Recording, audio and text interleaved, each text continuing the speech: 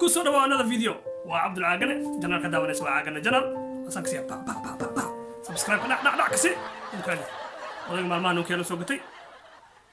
ارق معايا واسك حركه كسر السلام عليكم ورحمه الله وبركاته يا اسوا كفتن كسر وانا فيديو جنرال كذا وانا اسمه عاقل جنرال ولا لا نوع سبتا waxaan ku leenahay subscribe ka dhac kasi insha Allah arintii adduunyada ka taagneed qof waliba adduunyada oo ka warhayo cudurka halista badan ee coronavirus ilaa naga bixiyo meel walba joogno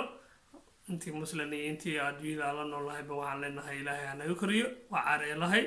ilaahay ka badbaadiyo qof walba oo xanuunsanayo waxaan leenahay ilaahay ka koriyo walaalahayga Soomaaliyeed cidii u dhimatana waxaan leenahay ilaahay u naxariisto dhamaanteen ilaahay u naxariisto إن شاء الله وعرى لهاي والصوت عضي وإلى النقطة صلاة هلا بديو إن شاء الله معلومة هذا جوريا قفل بجوا حالي الجوريا لا ما بيحكروا دير الجوريا أنت أكو جرتيد مركب ولا كيف حاجة علينا وحير أيدي كوسيو سوور كاغا مغضو إن شاء الله صلاة بدي ذكر إلهي بدي قرآن أقرأ بدي إن شاء الله حديث يا رسولك يا صحابتي يدن يا معلومات كذا وبركة الماء هذا على إلهي المكسي الماء هذا بر إن شاء الله سيأتكو قارتين إلهي هكو قارتي رمضان كسب قرقا سكجوك عظمة إلهي قرقا كوسيو ولا كي سوماليد وحالي هاي هلو الباجوكتين إسيلالي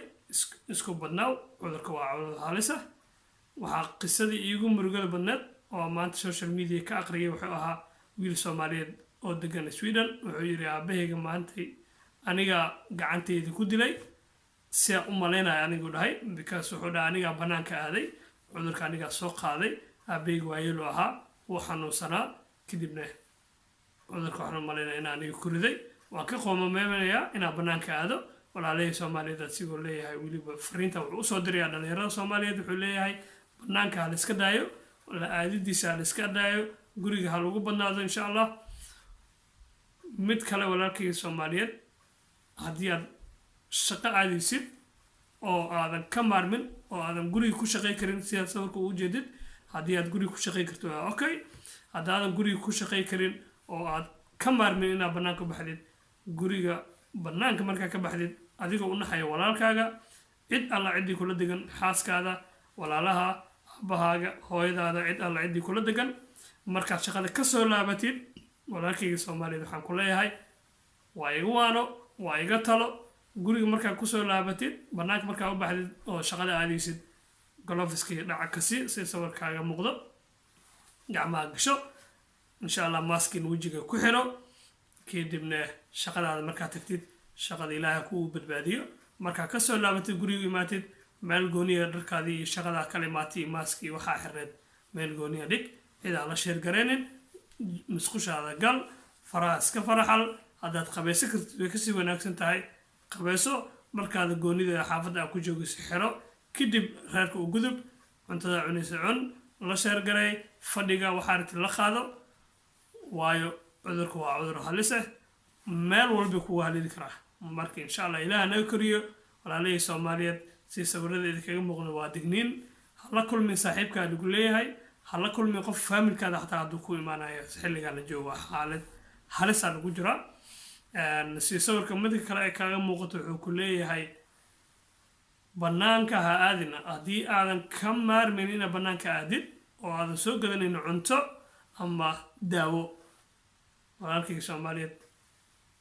amarada ay bixinayaan talada ay bixinayaan dowladda alla nooshahay wadamada aad ku nooshahay insha Allah hala raaco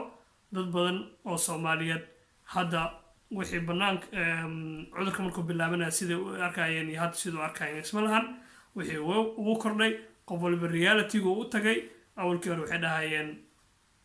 cudurka Soomaali kuma dhaco cudurka muslimiinta kuma dhaco anaga Soomaali aan nahay dadkii waxa arkaysay salaamayaan xabadka isgelinayaan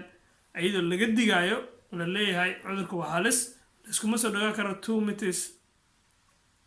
kadibna still Soomaalidii way salaamayaan xabadka la isgelinayaa normal marka insha Allah hadda way garteen xaaladda waxaan u maleynayaa inay hadda ka sii hagaagtay because waddanka aan ku noolnahay oo aniga aan joogo waxaa u badan oo isbitaallada hadda jiifo oo la ii sheegayaa weliba asxaabteyda ka mid ah qaar badan inay u jiifaan soomaaliya marka waxaan leeyahay ka digdoonaada isku imaatinka la iska dhaafo cid waliba gurigeeda ilaaha ku ammaansado qur-aan akhriska hala badiyo insha allah cudurkan waa cudur ilaahay soo diray ilaaha qaadi karo ilaaha naga dulqaadaan leenahay meel walbaan joogno